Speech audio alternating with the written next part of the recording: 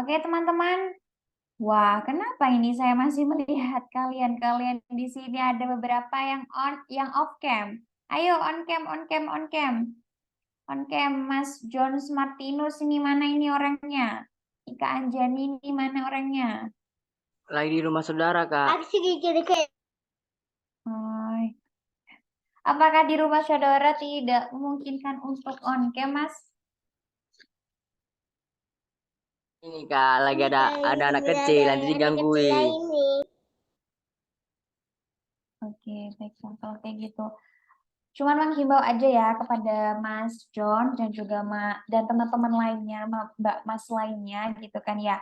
Untuk baik untuk mentoring maupun untuk di kelas, teman-teman juga harus tetap mengkondisikan di tempat yang bisa dijangkau internet dan juga bisa tetap fokus kayak gitu ya. Karena mentoring ini walaupun memang kaitannya nggak sering disampaikan materi dari awal sampai akhir, tetapi juga kan kita perlu untuk gimana ya, menyikapi keadaan itu dengan sebagaimana rupa, sebaik mungkin seperti itu. Nah, itu namanya kita tetap disiplin ya. Disiplin waktu juga disiplin terhadap peraturan. Oke, ini Mbak Ika Anjani di mana?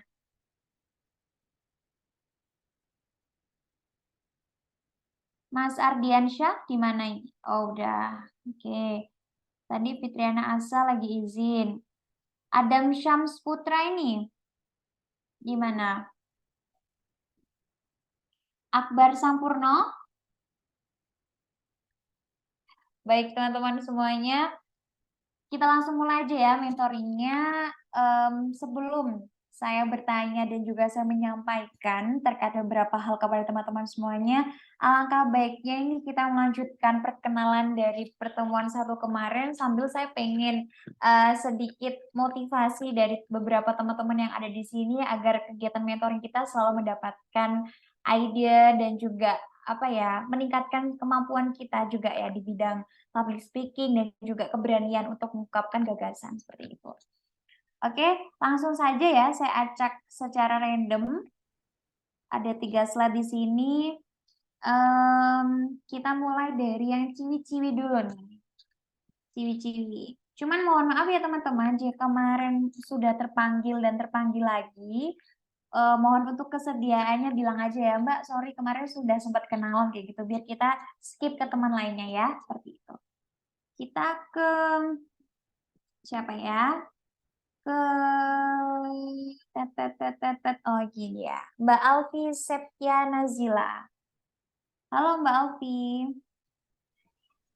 Ya, Kak. Gimana kabarnya Mbak Alfi? Alhamdulillah baik. Alhamdulillah baik. Kalau boleh tahu Mbak Alfi ini asal kampusnya di mana? Untuk asal kampusnya yaitu Universitas Jember. Oh, di Universitas Jember, jurusan Prodi? Untuk prodinya pendidikan ekonomi Mhm. FKIP. Oh, oke, baik. Asalnya dari mana Mbak? Untuk asalnya Banyuwangi. Oh, asalnya Banyuwangi.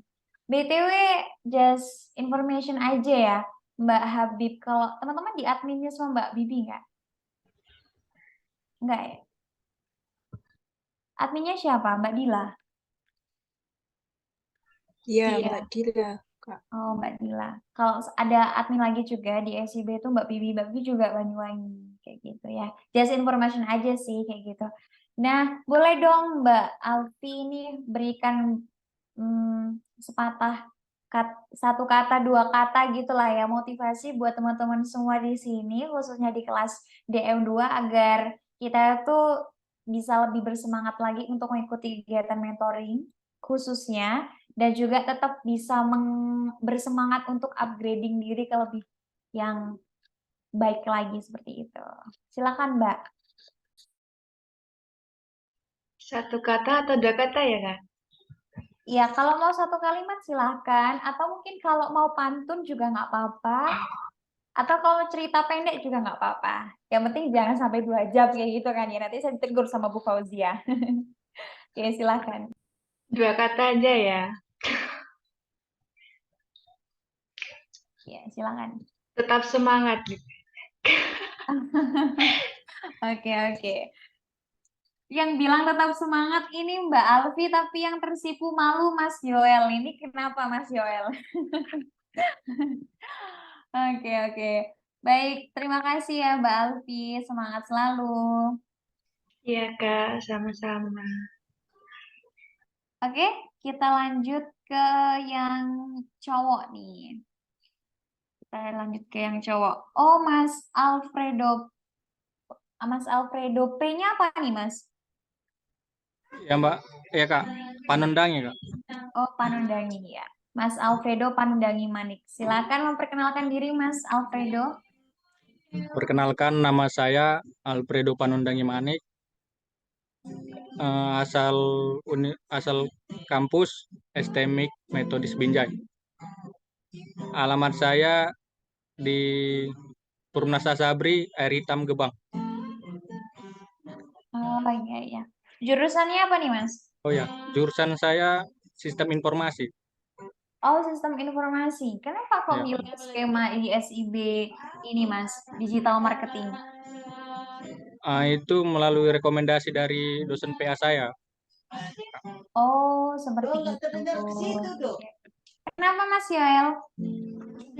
Kak, boleh bertanya sama Alfredo? Oh, silakan, silakan. Kenapa, kenapa? Semester berapa? Oh, saya semester 4 Bang. Loh, ini satu kampus atau satu kelas? Jangan-jangan. Satu kelas Kak. Oh, satu kelas. Terus satu tempat juga, jangan-jangan. Maksudnya satu tempat Enggak, Kak. tinggal. Enggak. Saya di Gebang, teman saya di Binjai, Kuala. Oh, iya, iya, iya. Terus kalian kenapa kok bisa sama-sama SIB di Arkatamani? Sama-sama juga direkomendasikan sama dosen ya? Enggak, Kak. Kebetulan kami beda dosen PA, Iya. tetapi di luar itu kami sepakat nih, kita stupennya satu jurusan yuk gitu dari awal. Oke. Tapi kalau untuk konversi aman ya? Aman, Kak? Oke, ya udah.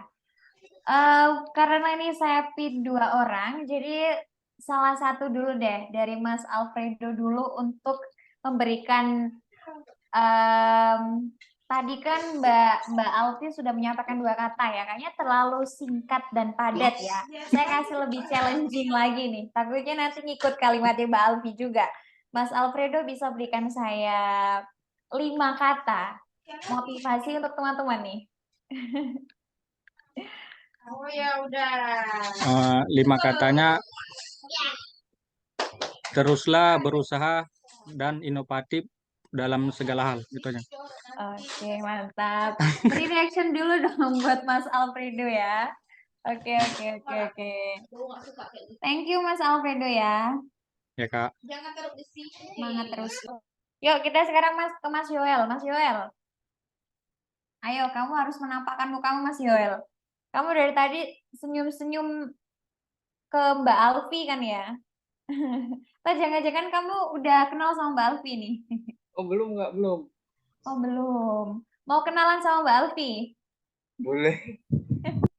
Oke, Mas Yoel bisa kenalan dong sama teman-teman semua yang ada di Zoom. Halo guys, namaku Yoel Arisi Sitepu. Aku dari STMIK Metodis Binjai. Alamatku di Binjai. Terus aku semester 4. Terima kasih. Jurusan Sistem Informasi. Iya. Anak pertama. Kenapa sedemikian jelasnya seperti itu ya? Oke, oke. Oke, Kak. Salam dari Binjai gitu ya Salam. biasanya teman-teman. Oke, Mas Yoel, tolong dong berikan, kalau tadi Mas Alfredo kan 5 kata, kamu saya suruh buat pantun deh. Yuk, sesingkat-singkatnya buat teman-teman semua. Atau ke salah satu Cengkini, teman. cengkini. Apa, Kak? Ngapain? Berikan kami pantun. Ikan hiu makan tomat. Serius, Cakep. tomat. Oke, oke, baiklah. Beri reaction dulu dong buat Mas Yoel nih. Terima kasih banyak ya Mas Yoel. Semangat selalu. Oke, baik. Jangan lupa bahagia. Iya, jangan lupa bahagia. Khususnya buat siapa nih, Mbak Alfi? Ya, iyalah Kak, Oke. apalagi. Oke, Mbak Cici Tania ditunggu buat on cam. Mbak Fitriani Fasa tadi lagi di luar ya. Mas Adam Syams juga ditunggu buat on cam. Terus ada Ika Anjani juga. Oke, teman-teman. em, di kegiatan mentoring sebelumnya kita sudah membahas terkait dengan ide bisnis teman-teman gitu ya. Khususnya yang akan teman-teman jalankan selama 5 bulan ke depan, kurang lebih 5 bulan ke depan, dan alangkah baiknya jika bisnis itu juga bisa berlanjut sampai ke jenjang-jenjang tahun seterusnya seperti itu ya. Nah, dari penjelasan yang minggu kemarin saya sampaikan kepada teman-teman, semoga sih harapannya bisa teman-teman terima dan juga bisa teman-teman aplikasikan seperti itu ya. Sehingga mungkin saya cek beberapa peserta di sini terkait dengan perkembangan ide bisnis terlebih dahulu ya, sebelum kita melanjutkan Lean Canvas. Nah, kita ke Mbak Larasati Nur Aliana. Halo, selamat malam. Mbak Larasati? Malam, Kak. Ya, gimana kabarnya Mbak Larasati? Alhamdulillah baik, Kak. Alhamdulillah. Mbak Kakaknya Larasati, gimana? alhamdulillah saya juga baik. Oke, Mbak Larasati, boleh dong disampaikan ke saya dan juga teman-teman semua terkait dengan perkembangan ide bisnis yang akan Mbak Larasati pasarkan seperti itu. Eh, Sampai saat ini sih saya ingin mengembangkan ide bisnis lilin aromaterapi, Mbak. Oke, kalau boleh tahu lilin aromaterapi itu apakah dibuat baru atau memasarkan produk teman atau bagaimana? Dibuat baru. Oh, baru ya berarti ya, baru Iya, dirintis sejak iya, SIB ini ya. iya, Oke, betul. oke. Kalau boleh tahu, bisa mungkin dikasih tunjuk ke kita, apakah udah nyusun tin kanvas, Mbak? Kebetulan belum, Mbak. Belum ya, Belum. tapi sudah ngefixing bahwa ide ide terkait bisnis yang akan dijalankan yaitu tadi ya lilin lilin apa Mbak tadi lilin aromaterapi. Aromaterapi, ya. Mungkin saya pengen tanya dulu deh terkait dengan alasannya kenapa sih Mbak Larasati ini ingin menjual lilin aromaterapi seperti itu. Sedangkan kalau kita sendiri kan mungkin ya em, kalau nggak tahu sih ya sebenarnya terkait dengan target pasarnya siapa seperti itu. Tapi kan untuk saat ini lilin aromaterapi itu nggak jarang gitu kan ya. Maksudnya jarang banget orang untuk suka dan pengen beli seperti itu. Boleh dijelaskan sedikit mungkin, Mbak? Sebelumnya eh, teman-teman di lingkungan sekitar saya itu kebetulan pada suka yang wangi-wangi gitu, Mbak. Jadi saya ingin Mhm. mengembangkan suatu ide bisnis. Awalnya ingin parfum, tapi kayaknya udah banyak. Mhm. Jadi ya malah saya pilih lilin aja. Oke, baik. Terus eh, dari bahan dan juga komposisinya udah paham semua gitu ya? Insya Allah sih, Mbak. Oke.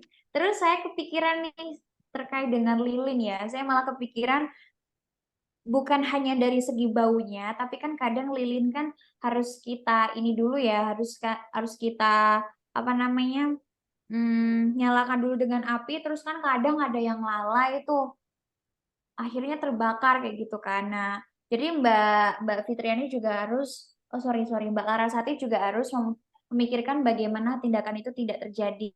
Dan terus juga aku kepikiran beberapa minggu yang lalu saya scroll TikTok tuh, ada beberapa orderan yang katanya numpuk.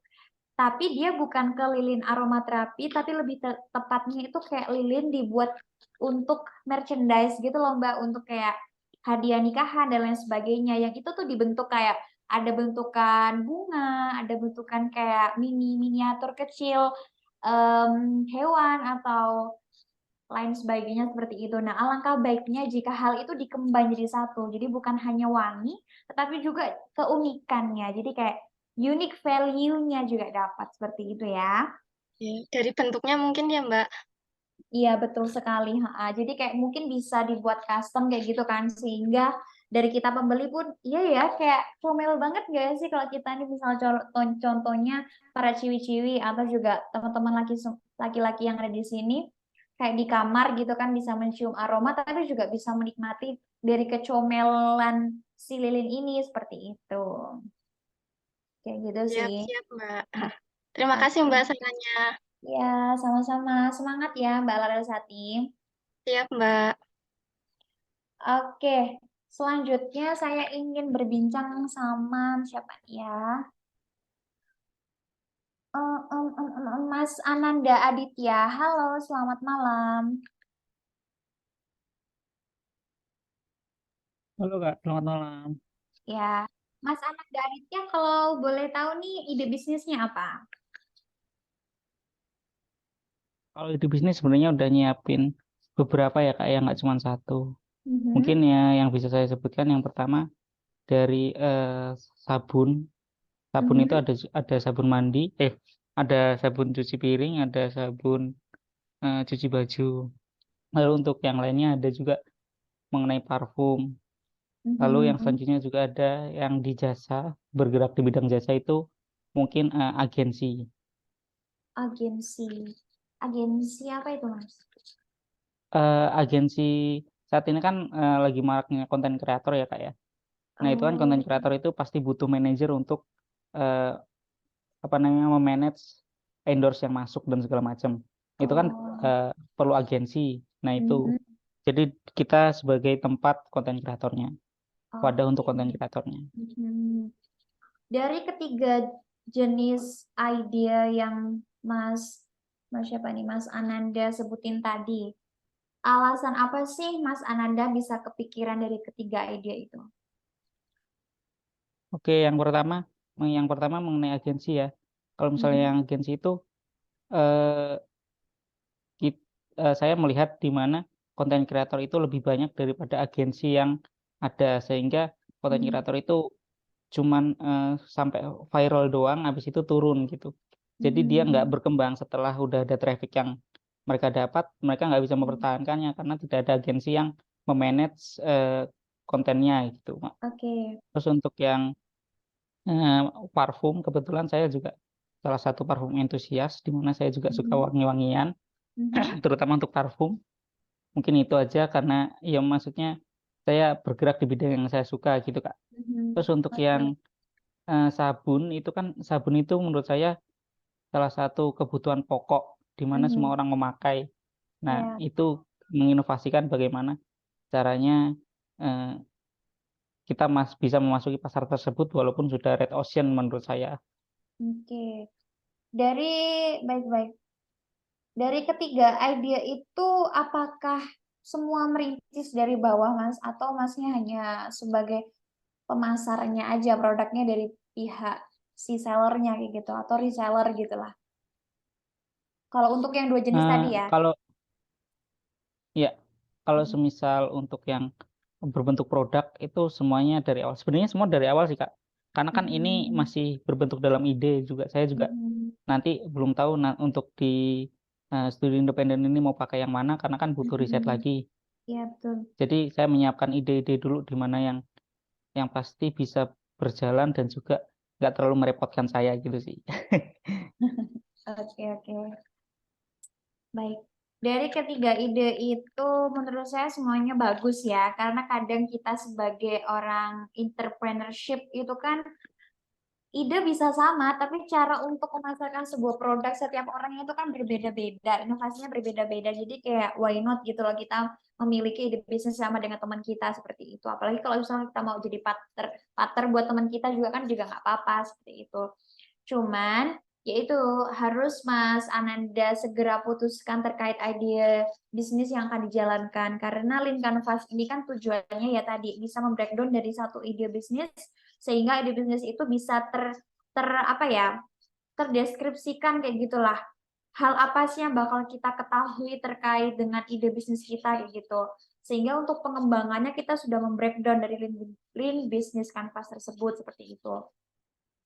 Nah, mungkin ya, bener banget sih kalau untuk saat ini tuh memang marak-maraknya konten kreator ya, apalagi dengan salah satu platform TikTok yang bisa mendapatkan cuan hanya menjadi seorang afiliator seperti itu. Yang modelnya dia juga role-nya dari konten kreator seperti itu, yang dia membuat konten-konten singkat, terus juga nggak begitu rumit-rumit.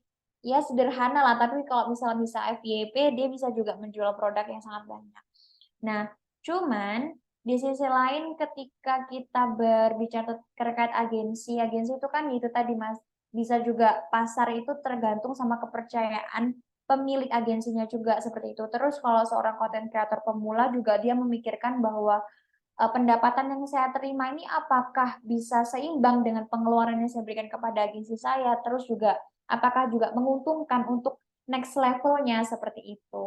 Jadi lebih kepada mungkin kalau saya sebagai seorang content creator akan berpikirnya ke arah situ sih, kayak pendapatan yang saya terima ini apakah bisa pendapatan dengan pengeluaran yang saya berikan kepada agensi ini apakah bisa sesuai gitu loh persentase proporsionalnya. Karena juga kan kalau melihat penjelasan dari Mas Ananda tadi, kalau semuanya ditambah dari nol kayak gitu kan, otomatis kan saya sebagai seorang content creator kan juga pastinya melihat pengalaman apa sih yang pernah dibuat seperti itu, terus atau mungkin partnernya siapa aja sih kayak gitu, terus mungkin pernah melayani siapa aja sih kayak gitu, sehingga kan dari si pihak konten kreatornya juga akan mengulik lebih lanjut seperti itu, lebih ke portofolio sih ya, itu sih. Jadi strugglingnya ada di situ.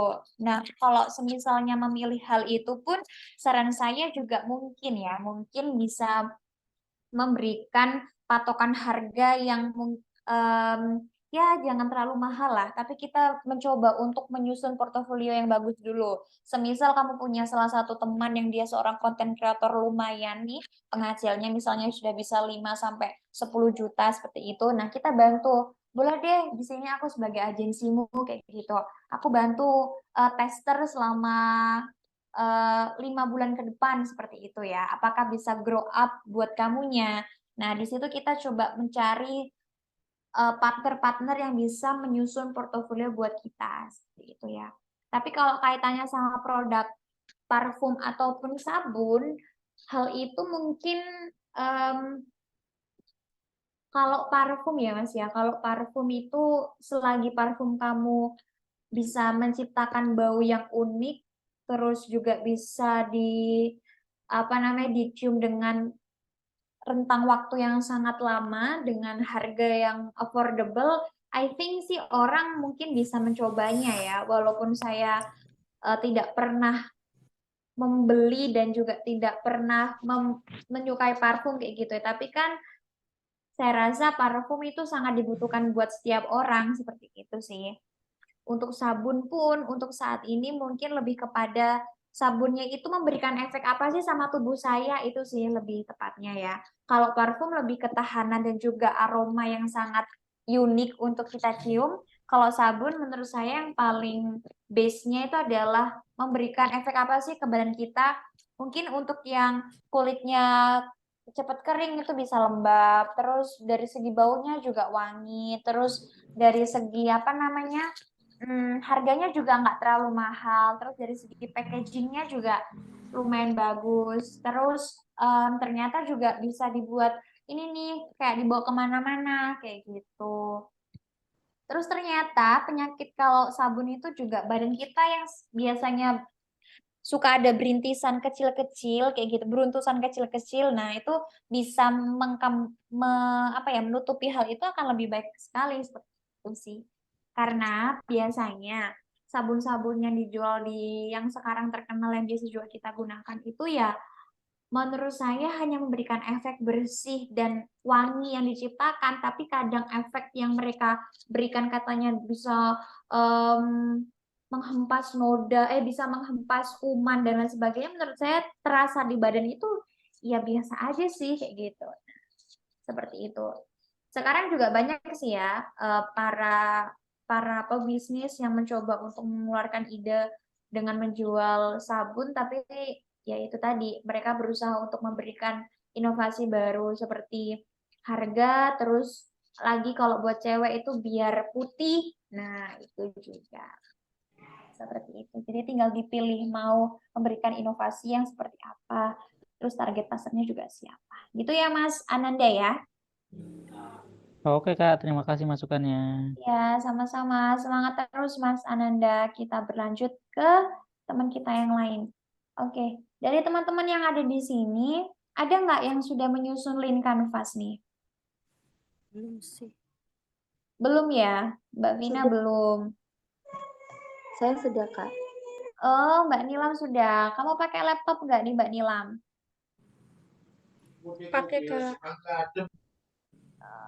Oh iya. Baik, Mbak Nilam silakan dong boleh dibantu share screen ke kita. Sorry ya, aku tadi kan nunjuknya Mbak Nilam. Kenapa saya ngelihatnya Mbak Arifah? Iya, iya. Mbak Nilam bisa minta tolong untuk share screen ke teman-teman ya. Kita bahas di sini. Di sini share screen ya, Kak. Mhm. Tapi mohon maaf kalau banyak yang salah. Nggak apa-apa. Karena juga link canvas itu kan merupakan tugas ya. Nggak serta-merta juga akan saya berikan jawaban secara real kepada Mbak Nilam. Nanti jatuhnya kayak kunci jawaban dong ya. Jadi nanti akan saya berikan clue-clue aja. Terus nanti Mbak Nilam dan teman-teman kembangkan gitu ya. Tapi kalau masih sesuai dengan konteksnya, insya Allah nilai 90 enggak ini sih. Pasti Bentar. akan saya berikan lah ya, enggak pelit-pelit. Mbak Nila masih belum termunculkan nih di layar saya.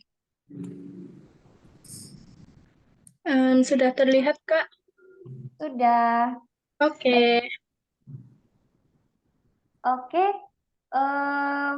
Mungkin karena masih saya teringat juga dari perintahnya kan teman-teman disuruh mengumpulkan dalam bentuk link ya. Dan alangkah baiknya jika link canvas ini juga bisa didesain gitu ya Mbak Nilam gitu ya. Kalau mau didesain di Canva juga nggak apa-apa, mau didesain di PPT gitu juga nggak apa-apa, kalau mau di Word juga nggak apa-apa. Yang penting ada desainnya ya, seperti itu.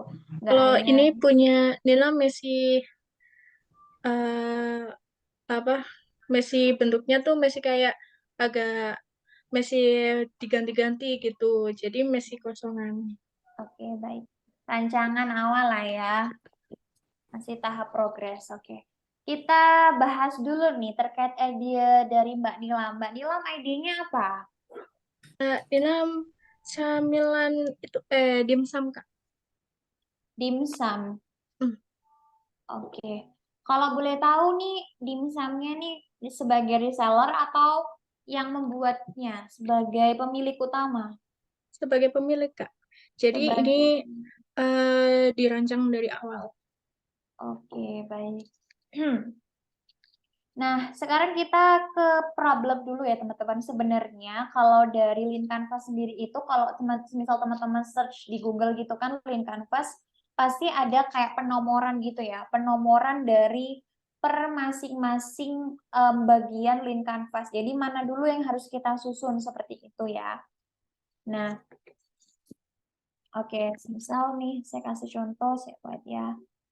Karena kalau di modul kayaknya nggak ada penomorannya ya. Iya, Kak, nggak Iya, ada. tidak Kak. Kalau nggak salah itu di modul nggak ada penomorannya. Kalau di referensi beberapa penulis artikel dan juga apa namanya pengemuka gitu tuh ada beberapa yang memberikan urutan ya, nomor urutan dari per masing-masing komponen dari Lean Canvas seperti itu. Nah, oke, kita bahas dulu dari problem ya teman-teman ya. Dari problem. Nomor ini sebenarnya tujuan buat apa Mbak? Kayak gitu. Kenapa kok kalian jelaskan terkait penomoran pada Lean Canvas? Sebenarnya penomoran ini sendiri itu setiap per masing-masing yang mengemukakan itu berbeda-beda sih teman-teman ya. Ada yang kayak problem nomor 1, tapi ada juga yang problem nomor 4 seperti itu. Tergantung dari orang yang akan mengemas Lean Canvas ini sendiri seperti itu. Makanya di dalam modulnya tidak dijelaskan penomoran yang secara jelas. Karena kalau misal dijelaskan penomorannya, kadang memberikan malah propaganda pertanyaan yang sangat banyak kayak, Mbak, kok aku searching di Google ini nomor 5 ya, ini nomor 4, ini nomor 3, seperti itu. Makanya tidak diberikan penomoran. Sehingga kalau misal teman-teman sudah menciptakan Lean Canvas, bisa memberikan nomor sendiri per masing-masing, Mbak, kayaknya ini solution ini nomor 2 deh, atau nomor 3 gitu juga nggak apa-apa ya. Tapi yang penting cakupannya sesuai dengan proporsi Lean Canvas per masing-masing komponen. Kita bahas di problem dulu. Problem itu kan sudah jelas banget bahwa masalah apa sih yang dirasakan atau yang bakal terjadi ketika kita membuat ide bisnis tersebut seperti itu ya. Nah, di sini kan Mbak Nilam bahan baku yang semakin mahal, usaha lain dengan produk sejenis dan produk mudah ditiru. Daya simpan produk tidak tahan lama, terus belum memiliki pemasaran secara digital. Oke. Kalau kaitannya sama makanan itu berkaitan sama ini nggak sih Mbak? Sama apa sih itu kalau biasanya di makanan itu? Yang itu loh teman-teman, yang harus memiliki perizinan untuk berusaha itu loh. PIRT Kak. Nah, mungkin itu ya. Jadi kan kita sebagai seorang pembisnis, bentar, aku rada lupa nih. Surat apa sih namanya? Ada surat izin usaha sama kalau ya PIRT bener ya disampaikan sama Mas Ananda tadi. Sama itu kalau misalnya skincare kan harus memiliki BPOM gitu kan ya. Seperti itu. Wajib edar atau enggak. Nah, itu adalah beratnya untuk menyesuaikan itu loh. Karena itu kan juga membutuhkan biaya seperti itu kan. Kalau semisal biayanya juga rendah. Tapi kalau dari beberapa komponen yang dimasukkan ini menurut saya sudah sesuai. Namun kalau belum memiliki pemasaran secara digital. Oke, daya simpan produk yang tidak tahan lama. Oke, usaha lain dengan produk sejenis dan produk mudah ditiru, bahan baku yang semakin mahal. Dari keempat komponen problem ini menurut saya yang lazim dan kayak apa ya, proporsinya itu memang harus dimasukkan di dalam konteks problem ini yang nomor 1 dan 2 kayak gitu. Karena apa? Karena daya simpan produk yang tidak tahan lama itu, sorry, daya simpan produk yang tidak tahan lama berarti dia hanya berapa hari, Mbak? Untuk ini biasanya kan tergantung sih Kak. Kalau di sini Nina menyediakan ada yang frozen, terus ada yang udah matang gitu. Jadi tergantung ntar pilihannya gitu. Kalau frozen itu berapa lama, Mbak, biasanya? 1 minggu mungkin. Ya, Oke, kiraan. oke. Belum pernah dicoba juga Kak. Oh iya ya. Nah, problemnya ini bahan baku yang semakin mahal, oke. Usaha lain dengan produk sejenis dan produk mudah ditiru juga pasti ya, itu pasti problem banget. Terus daya simpan produk yang tidak tahan lama itu juga pasti. Terus belum memiliki pemasaran secara digital. Kalau belum memiliki pemasaran secara digital itu kan baru mau dirintis ya, maksudnya kayak pemasaran secara digital itu bisa kita ciptakan loh, kayak gitu loh. Namun kaitannya problem ini itu akan terjadi mungkin bisa di awal, di tengah, di akhir selama kita melakukan kegiatan penjualan produk tersebut seperti itu loh Mbak. Nah, makanya di sini belum memiliki pemasaran secara digital itu menurut saya perlu difikirkan lagi karena kan setelah ini pun akan diajarkan dan bakal ada seperti itu ya. Oke. Problemnya sepertinya butuh ditambah lagi ya Mbak. Lebih kepada mungkin bahan baku sudah ya mahal terkait dengan apa ya kalau makanan itu ya komposisinya mungkin, tapi kalau komposisi tergantung dari orangnya. Coba nanti Mbak Nila riset lagi ya terkait problemnya. Pada intinya adalah problem yang akan terjadi bisa di awal, di pertengahan perjalanan Mbak Nilam membuat dari menjual dari si produk ini dan sampai ke akhir kayak gitu ya. Seterusnya lah, problem ini bakal terus bergulir dan bakal bisa kemungkinan muncul seperti itu. Sehingga kenapa kok hal ini harus dicari dan dicari? Karena ketika problem ini kita rasakan, kita sudah tahu bakal kita berikan solusi seperti apa. Makanya di samping problem ada solution seperti itu teman-teman ya. Nah, di sini Mbak Nilam sudah pas memberikan 4 problem dan juga 4 solusi. 1, bekerja sama dengan beberapa tempat produksi bahan baku yang akan digunakan sehingga harga tidak terlalu mahal. Terus memiliki ciri khas tersendiri dari rasa, packaging, dan lainnya. Oke, pengiriman yang tidak terlalu jauh sehingga dapat meminimalisir produk yang rusak. Bekerja sama dengan bagian pengiriman sehingga dapat sampai dengan cepat. Oke. Pembuatan strategi marketing digital. Pembuatan strategi pemasaran digital marketing. Oke. Itu pembuatan media ya, media pemasaran seperti itu mungkin ya, media digital pemasaran atau media digital marketing. Mbak Nilam? Mohon maaf Kak, ini sinyalnya kurang stabil. Oh ya, mungkin Mbak Nilam bisa dibantu share screen lagi, tapi nggak usah on cam gitu ya. Ya, sebentar ya Kak. Nina coba lagi. Ya.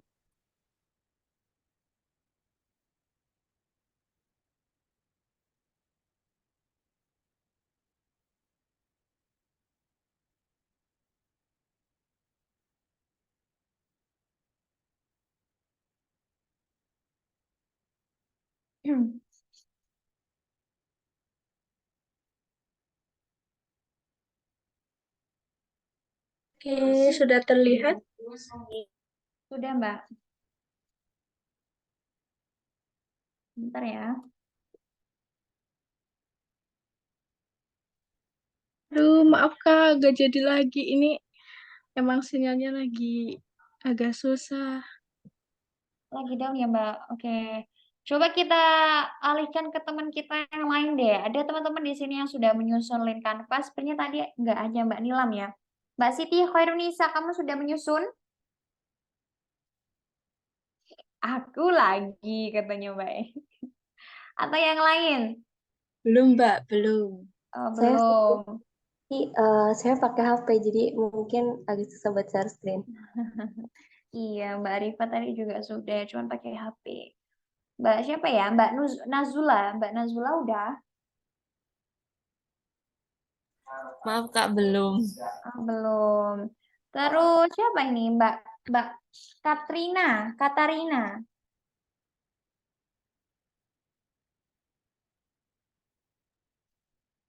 Di sini nggak bisa pakai ini, device-nya nggak bisa share screen, Kak. Oh, oke deh. Oh, Mbak Siti Duria yang udah nih ya. Mbak Siti sudah?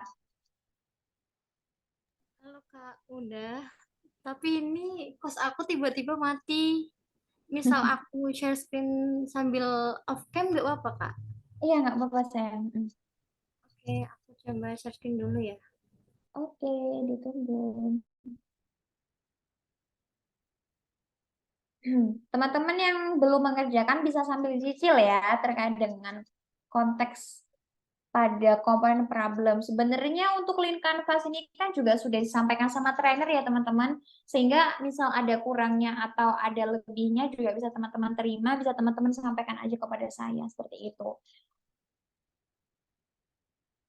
Karena penjelasan terkait materi ini kan lebih dulu disampaikan sama trainer. Saya sebagai mentor di sini untuk membantu teman-teman semuanya membreakdown dari permasalahan teman-teman dan juga memberikan penjelasan secara detail terkait dengan tugas yang ada di Sinawo kayak gitu. Sehingga teman-teman itu bisa menjawab tugasnya maksimal dan mendapatkan nilai juga maksimal seperti itu. Nanti kalau teman-teman nggak mendapatkan nilai maksimal, saya yang disemprot. Mbak Yulia nih gimana nih anak-anaknya kok mendapatkan nilai 60? Nah ya, oleh karena kita di sini bekerja sama ya teman-teman ya. biar kita bisa grow up bareng. Mbak Nuria ditunggu ya sayang.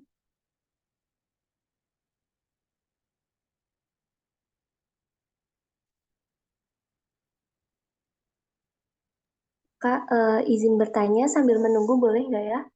Oh, silakan Mbak Rifa ya. Oke, mau tanya terkait problem. Kan berdasarkan modul itu sama yang dijelasin mentor, kalau problem itu masalah yang kita hadapi ketika bisnis itu dimulai gitu, ataupun intinya berjalannya bisnis. Nah, ketika saya cari dari sumber lain juga, problem itu sebenarnya kayak mengapa sih kita jadi ada problem di luar, jadi kita tuh menciptakan produk tersebut untuk menyelesaikan problem-problem. Jadi itu yang benar itu yang mana ya, Kak? Apakah problem itu dirasakan atau problem itu dicari kayak gitu ya Mbak ya? Iya benar kayak gitu, Kak. Sebenarnya itu yang seperti apa? Jadi sampai saat ini saya masih bingung yang bagian itunya sih. Oke. Kalau boleh tahu dari literasi yang problem menyampaikan dia mencari ya, mencari itu di mana Mbak? Saya cari di Blogspot waktu itu apa ya? Lupa Kak namanya. Intinya jadi ada pembayaran itu pembayaran SPP itu kan sekarang susah ya kalau misalnya secara langsung kayak gitu. Nah, jadi dari perusahaan tersebut itu menciptakan inovasi baru agar pembayaran SPP itu bisa dilakukan secara online. Nah, kita juga bisa memantau anak-anak untuk kayak misalnya mau beli jajan di kantin kayak gitu Kak. Oke. Baik. Mbak Arifah, terima kasih banyak ya atas masukan dan juga literasi barunya. Jadi terkait dari pertanyaan Mbak Arifah tadi, sebenarnya dari sini kita bisa mendapatkan literasi baru ya teman-teman semuanya, bahwa memang problem ini kaitannya lebih kemana sih kayak gitu ya, lebih kepada kita mencari atau kita merasakan yang akan terjadi itu apa aja kayak gitu kan ya. Nah, karena literasi ini kadang kan setiap manusia itu beda-beda ya Mbak ya. Jadi nggak apa-apa kita koordinasikan aja di sini. Terkait hal itu sebenarnya kalau prospek saya pribadi dari kedua kemungkinan itu baiknya adalah yang disampaikan sama Mbak Arifah. Kayak gitu. Jadi problem yang dirasakan orang dan kita hadirkan di situ problemnya, kita tulis problemnya, terus kita carilah solusinya. Itu sebenarnya Mbak yang paling bagus. Tapi apakah problem yang kita cari dan kita rasakan itu salah dong Mbak? Enggak, itu juga nggak salah. Karena apa? Karena kita itu namanya adalah forecasting ya teman-teman. Dimana kita mempertimbangkan hal-hal atau kemungkinan-kemungkinan yang akan terjadi selama kita membuat bisnis tersebut kayak gitu. Karena di mana si pohon itu akar dari si pohon itu apa namanya? Akar dari sebuah pohon apabila sudah kokoh dia akan tumbuhnya kan juga bagus ya. Kayak gitu. Tapi kalau akarnya sendiri ini tidak dijaga dan juga tipis, maka dia akan tumbuh pun pasti kayak nggak yang bener-bener tegak dan kayak bisa menghadirkan daun-daun yang lebat dan lain sebagainya seperti itu. Makanya kita bentuk akarnya ini melalui link kanvas ini dengan banyak reposisi literasi yang sangat banyak. Jadi yang disampaikan Mbak Rifa tadi juga sangat benar sekali. Jika kita problem itu bukan hanya kita rasakan atau kita hadirkan yang bakal terjadi selama menjalankan sebuah bisnis, tapi juga lebih tinggi posisinya apabila problem ini didapatkan dari keresahan orang-orang terhadap ide bisnis yang akan kita kembangkan. Hal ini kenapa Mbak kok bisa mendapatkan peringkat teratas gitu ya? Atau kalau misal teman-teman mau menjabarkan hal ini yang harus diberikan terlebih dahulu.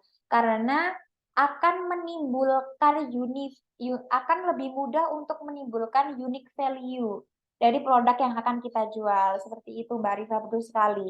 Jadi semisal kayak tadi dimsum ya. kemungkinan besar saya juga bisa menjual dimsum yang sama seperti Mbak siapa tadi. Nah, kemungkinan besar saya juga bisa menjual Mbak Nilam ya. Kemungkinan besar saya bisa menjual dimsum yang sama. Tapi sebenarnya dari konteks makanan dimsum ini apa sih orang-orang yang diresahkan kayak gitu kan? Dan tidak menutup kemungkinan dari keresahan mereka pun juga ternyata sudah terdapat di dalam list kita problem yang bakal kita juga rasakan nanti ketika menjual produk itu seperti itu sih. Jadi masih ada keterkaitan. Cuman kaitannya itu kalau persentasenya problem dari luar itu akan lebih tinggi dan kita bisa lebih enak untuk bisa mendapatkan unique value-nya dibandingkan problem yang kita rasakan. Tapi kedua unsur ini tetap harus kita miliki seperti itu ya. Sehingga kalau dari satu kesatuan itu bisa komplit gitu loh teman-teman. Kalau jodoh itu bisa berjalan searah gitu loh. Sehingga bisa ke jenjang perlaminan gitu lah ya, Say, kayak gitu. Jadi teman-teman coba sudah jabarkan ide bisnisnya, teman-teman cari terkait problemnya ini apa sih orang-orang yang enggak yang sekiranya tuh mereka pengen lebih loh dari produk yang sudah pernah dibeli. Nah, mereka pengen lebih ini jawabannya ya membeli produk saya kayak gitu ya. Mbak Rifa ya, seperti itu ya. Oke, terima kasih Kak. Iya, sama-sama. Makasih banyak ya Mbak Arifah ya. Sangat terbuka sekali ya teman-teman jika teman-teman memberikan exposure baru terkait dari apa yang saya sampaikan karena sebenarnya tuh di otak saya tuh sempat terlintas cuman kadang kita manusia juga nggak bisa ya yang kayak seperti dewa gitu kan ya semua serba bisa pasti ada kayak kelengahannya sehingga sangat berterima kasih ketika teman-teman memberikan literasi baru kepada saya Mbak kok saya bacanya kayak gini ya nah itu nggak apa-apa saya welcome banget kita saling apa koordinasi lah ya bekerja sama dan juga saling sharing knowledge. Silakan Mbak Janitra. Baik, terima kasih Kak Hmm, Yulia. Jadi aku mungkin mau nampilin juga untuk The Business Lean Canvas-nya, tapi sebelum itu aku mau nanya, ada 3 pertanyaan juga terkait ya. Business Lean Canvas-nya. Hmm, Jadi ada beberapa kebingungan waktu aku buat Lean Canvas ini. Jadi yang pertama itu aku punya kebingungan di perbedaan antara unique value proposition sama unfair advantage-nya. Jadi hmm, kan sama kayak kelebihan dari produk kita, cuma jadi kayak apa bedanya gitu. hmm, Mungkin itu. Lalu em, gimana cara membuat cost struktur sama revenue streams itu? Jadi apakah cost struktur itu kayak kita masukin harga-harga bahan-bahan yang eh, kita butuhkan untuk membuat produk atau bagaimana? Terus revenue stream itu apakah kayak berapa harga yang dijual dari produk kita gitu. Lalu yang terakhir itu eh, karena bisnis saya itu enggak kalau di definisi unfair advantage itu kayak hal yang di mm, bisnis kita ada dan tidak bisa diikuti oleh bisnis lain gitu yang saya iya. ngertinya. Hmm, Eh, Sedangkan kalau sebenarnya di bisnis saya sendiri itu belum ada yang kayak gitu. Nah, jadi saya buat em, kayak bukan ngasal, kayak belum ada tapi saya buat eh, hmm, dari belum kayak fiksinya gitu. Jadi ya. apakah boleh kayak gitu? Itu aja sih. Sebelum saya sharing juga. Mungkin akan lebih jelasnya jika sambil ditampilkan ya Mbak ya. Jadi saya juga tahu nih akan saya acukan ke produk apa yang difokuskan seperti itu ya. Mungkin bisa dibantu buat Oh, share screen-kan dulu Mbak. oh ya, izin share screen-nya Kak. Ya, nanti baru saya jawab terkait dari 3 pertanyaan tadi ya, perbedaan dari unique value proposition dengan advantage, lalu membuat cost structure dan revenue stream seperti itu ya. Nah, Izin bertanya udah kelihatan kah? sudah. Oh ya. Oke, kalau saya lihat di modul di sini bahwa untuk perbedaan secara detailnya kayak nggak dijabarkan secara jelas gitu ya Mbak ya. Apa sih kedua problem ini kayak gitu. Karena kedua komponen ini karena kedua komponen ini unique value proposition dan juga unique value proposition dengan unfair advantage itu sama-sama memunculkan keunggulan seperti itu. Baik. Kalau boleh tahu usahanya ini terkait apa, Mbak? Ini jasa ilustrasi dan desain sih. Oh iya, kemarin kamu sudah sempat menyampaikan ke saya ya. Makanya tadi kok saya kayak nggak asing sama namanya, ilustrasi. Baik, sebentar.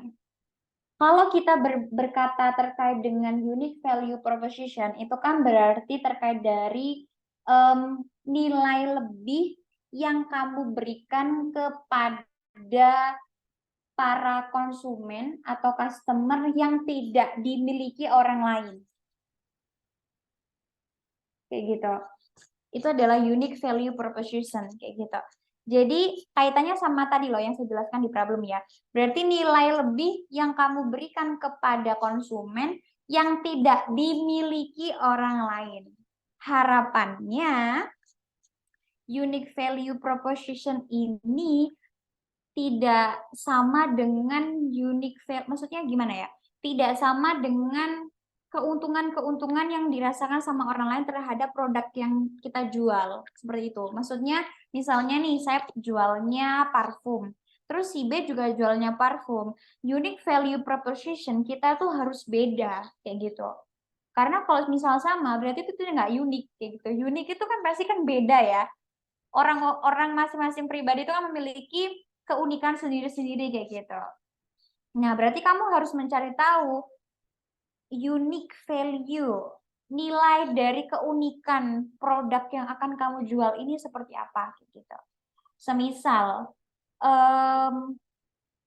keunikan yang bakal kamu ciptakan itu yang mungkin bisa jadi orang jual adalah kamu menggunakan bahan atau peralatan yang canggih semisal ya. Canggihnya itu dalam kaitannya canggihnya tuh berasal dari negara Eropa atau apa itu misalnya kayak gitu.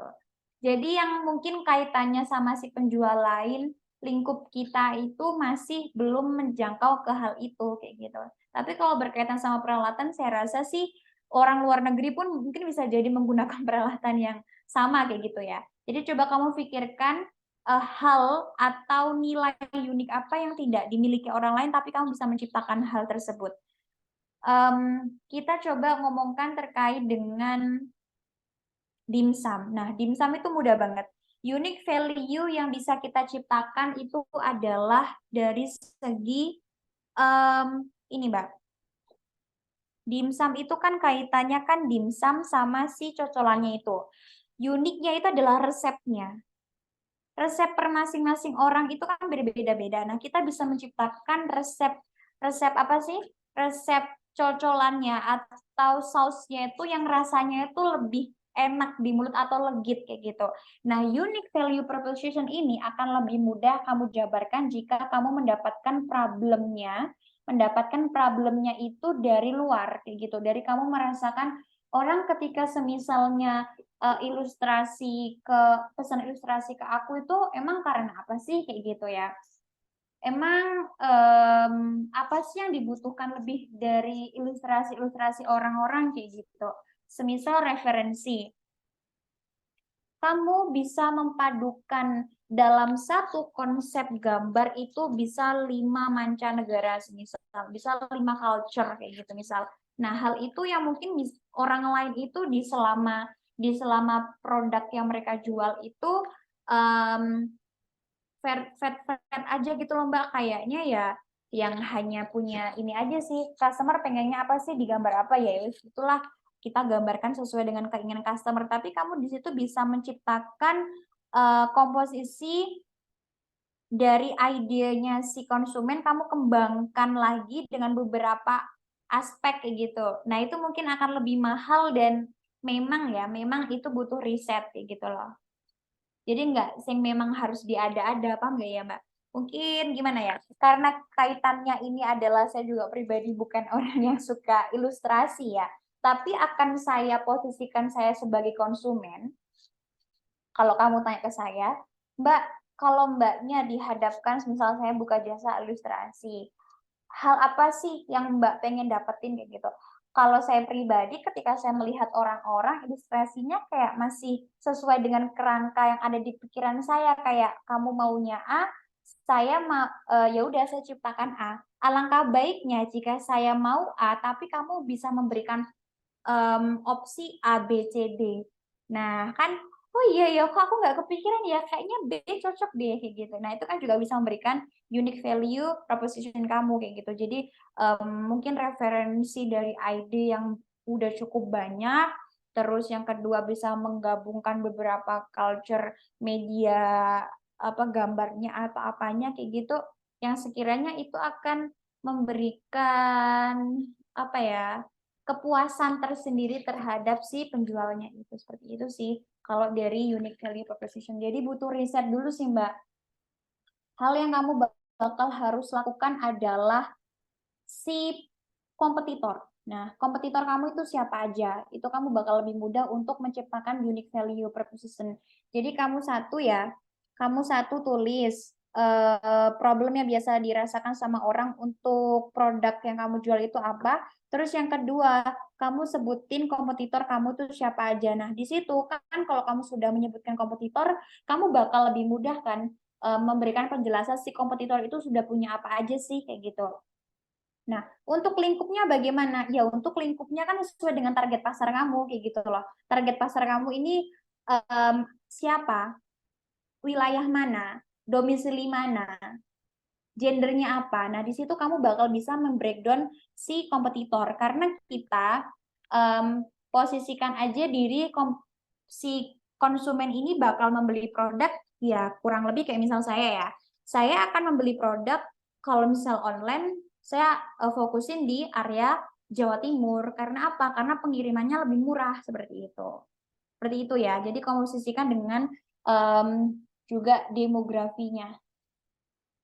Si target pasarnya itu seperti apa. Si kompetitornya juga dikaitkan sama si wilayah ceruknya itu. Kayak gitu. Jadi lebih mudah sih menurut saya membreakdownnya. Kalau semakin luas, misal se-Indonesia Mbak, saya mau se-Indonesia. Gennya laki-laki sama perempuan, usianya ya dari 15 sampai 50 tahun kayak gitu. Pekerjaannya ya dosen terus pelajar, terus mahasiswa, terus ibu rumah tangga kayak gitu. Misal ya. Alangkah baiknya dari target pasar yang saya sampaikan kepada kamu itu tadi, kamu bisa membreakdown lebih sempit lagi.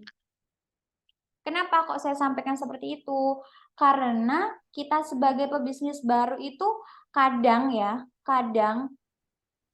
melihat ceruk pasar yang sangat luas itu akan sulit untuk bisa menciptakan unique value tersendiri karena saking banyaknya kompetitor yang sudah ada, kecuali kamu jual produk itu jarang dijual sama orang, bener-bener jarang semisal ya, itu baru kita lebih mudah. Tapi kalau untuk ilustrasi, jasa ilustrasi saat ini kan sudah banyak ya, sangat membeludak gitu loh ya tanpa kita sadari. Makanya saya coba kamu fokuskan target pasar kamu, ceruknya apa aja, tadi kan wilayahnya mana, terus usianya berapa, pekerjaannya apa, gendernya apa, terus habis itu minatnya itu lebih kepada desain apa, terus spesifikasi minat udah ya, terus lebih kepada harga. Nah, harganya range-nya berapa? Nah, dari situ kamu bisa sesuaikan dengan para kompetitor yang biasa menghadapi mereka, gitu, dengan klien yang sama.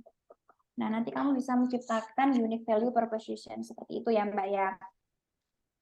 Terus kita sekarang bagaimana perbedaan dari unfair advantage dengan unique value proposition seperti itu.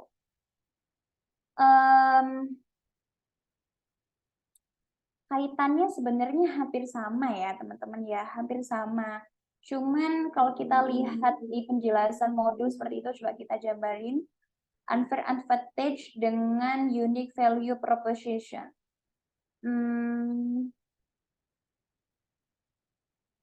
Terus, sebentar ya.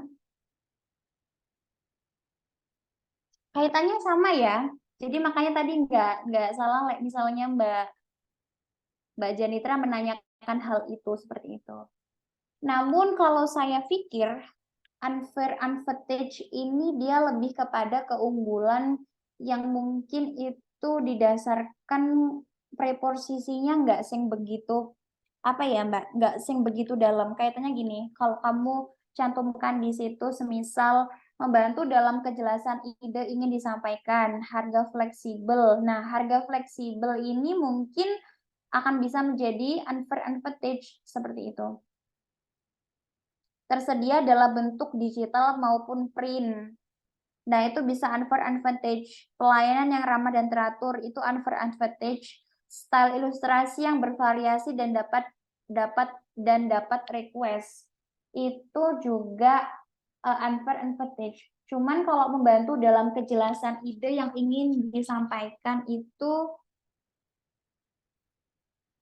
kok dari semua penjelasan unique value proposition saya tidak melihat ada keunikan ya di sini Mbak ya. Ini saya bisa mendeskripsikan bahwa yang kamu cantumkan di unique value proposition ini adalah ya udah keunggulan pada dasarnya bisa diberikan orang lain kayak gitu.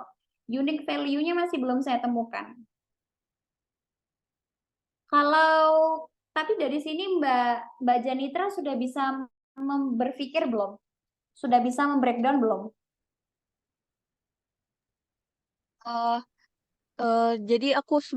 Jadi saya sebenarnya waktu unique value proposition sama unfair advantage itu sebenarnya kebalik dari penjelasannya kakak. Sebenarnya aku kiranya yang unique value proposition itu yang emang kayak ya keunggulan kita yang tipis-tipis aja gitu, yang mungkin nggak ada di orang lain tapi nggak semua. Nah, sedangkan unfair advantage ini itu yang dalam banget gitu. Aku kiranya kayak gitu. Dan sebenarnya untuk yang tadi kakak bilang yang orang lain nggak punya dan di saya punya itu tuh belum kepikiran sama sekali sebenarnya karena emang eh, belum ada sih yang bener-bener beda dari orang lain gitu kak. Itu sih kak. Oke. Tapi dari apa yang saya jabarkan tadi, maksudnya kan tadi saya memberikan beberapa opsi ya. Ada terkait bagaimana sih kamu bisa memadukan si desain kamu ini berbeda dengan orang lain, mulai dari perpaduan culture mungkin, terus perpaduan dari alat yang kamu gunakan mungkin tidak pernah digunakan oleh orang lain mungkin. Nah, itu kan juga bisa menjadi kemungkinan ya, seperti itu. Tapi kalau sejauh dari ini, apakah kamu sudah riset terlebih dahulu terkait dengan problemnya? Oh iya, ini kan bisa saya lihat. Problemnya keinginan untuk melihat secara nyata dalam bentuk ilustrasi sosok dalam imajinasi. Kesulitan dalam mencari ilustrasi yang sangat sesuai dengan keinginan. Bingung untuk memberikan hadiah yang bermakna. Ingin membuat desain produk atau desain maskot untuk brand. Oh, oke. Kesulitan dalam mencari ilustrasi yang sangat sesuai dengan keinginan. Keinginan untuk melihat secara nyata sosok dalam imajinasi. Nah, ini aku masih bingung yang nomor poin 1.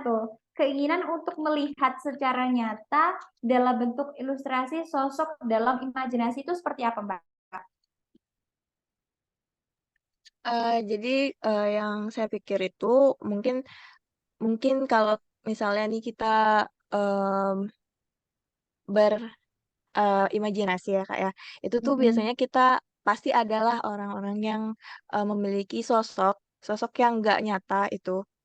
Sosok yang nggak nyata dalam cerita di imajinasinya mereka. Jadi kalau di dunia ilustrasi itu ada yang namanya original karakter, itu namanya yang dari imajinasi kita sendiri. Itu tuh jadi problemnya itu kalau misalnya orang-orang yang